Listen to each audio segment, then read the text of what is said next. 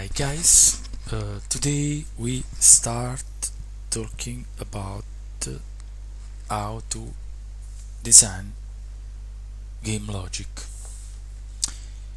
What are the basic elements, the basic tools for designing a game level? In S2ENGINE there are many objects that can be used for designing the logic of a game level. These objects are triggers, switches, counters, and missions. Today we talk about the triggers. Triggers are objects that perform an action when another object or a group of objects enters a volume.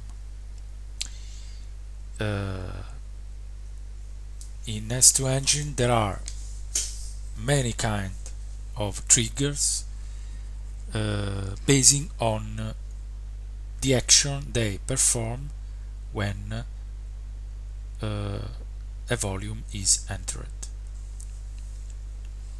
When an object enters a volume.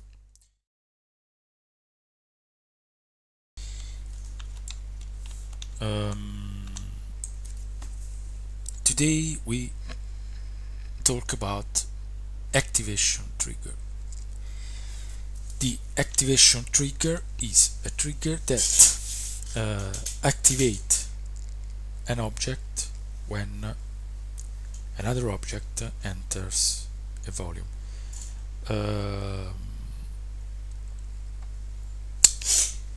For example, today we want to make that when the player enters a given volume, an explosion starts.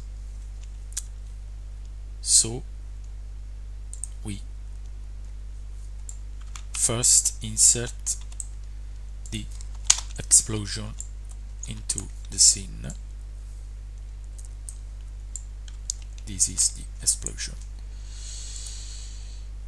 Okay, we place explosion here. Try explosion.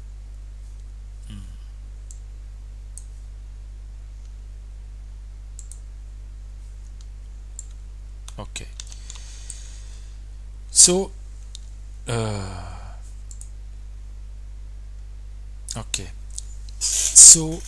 for as a first we want the explosion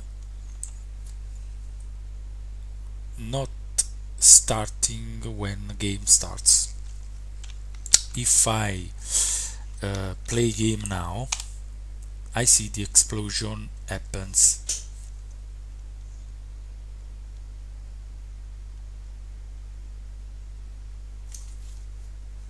Okay, I don't want the explosion starts when the game starts, so I set the explosion as not active at start. In this way, the explosion not start. The explosion isn't instanced when the game starts. If I play the game now, I don't see any explosion. Okay, because the explosion is set as not active at start. The activation trigger can activate the explosion when the player enters a volume. Now we create the volume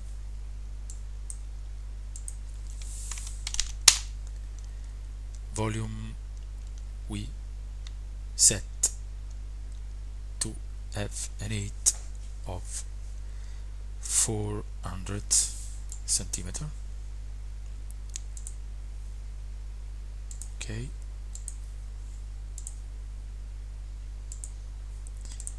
this is our volume. So the volume hasn't been placed too much well. We want to place better the volume, so we select the volume and click on reshape. Reshape lets us to move every single vertex of the volume, so we can place it better on the terrain. Okay, we now put the volume a bit inside the terrain. Okay,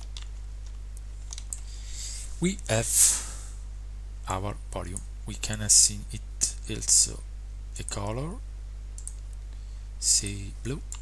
Okay, now we create the activation trigger. The activation trigger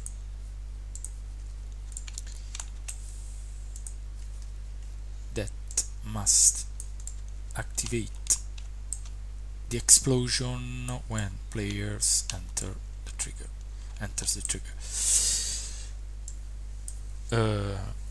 Now we have to connect the activation trigger to the volume we have created, so we set the volume parameter of the trigger. We click on pick for select the volume. Okay, now we have linked the trigger to the volume. This line, this orange line, means that the trigger has been connected to the volume, right? Okay, we better reshape the volume. Okay,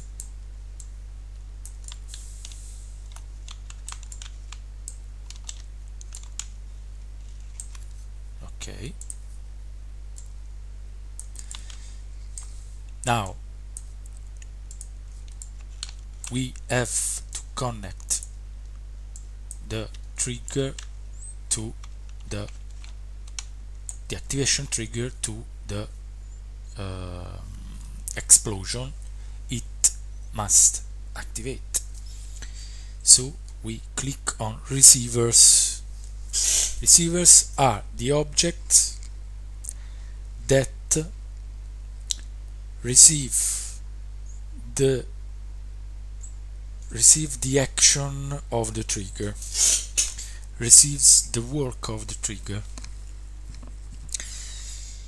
So in our case is the lamp particle system, the explosion particle system. Okay, now we have connected the trigger also to the explosion object. The last thing remaining is how the trigger know that it is the player that enters the volume.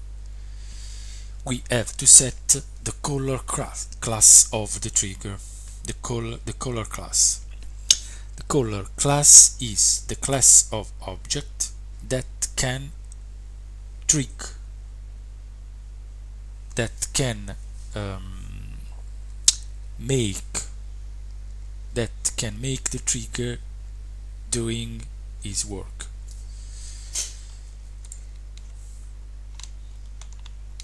It has the class of object that when enters the volume alert the trigger to make its work. So in our case the color class is the player character class. Okay, now all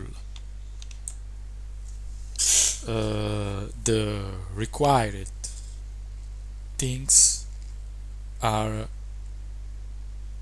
set, and we can try the game.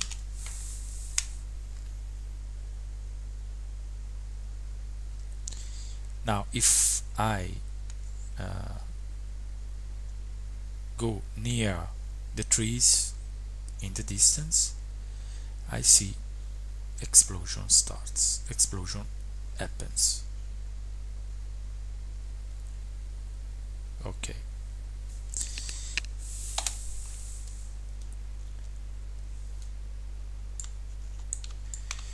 This is because the activation trigger has activated the explosion when the player entered the trigger, the volume. Another important parameter is the time interval of interval that the trigger waits before scanning, before checking if the player entered the volume. It is expressed in milliseconds. So in this case, the trigger waits 2 seconds. We can make it smaller to be sure that the trigger activates the explosion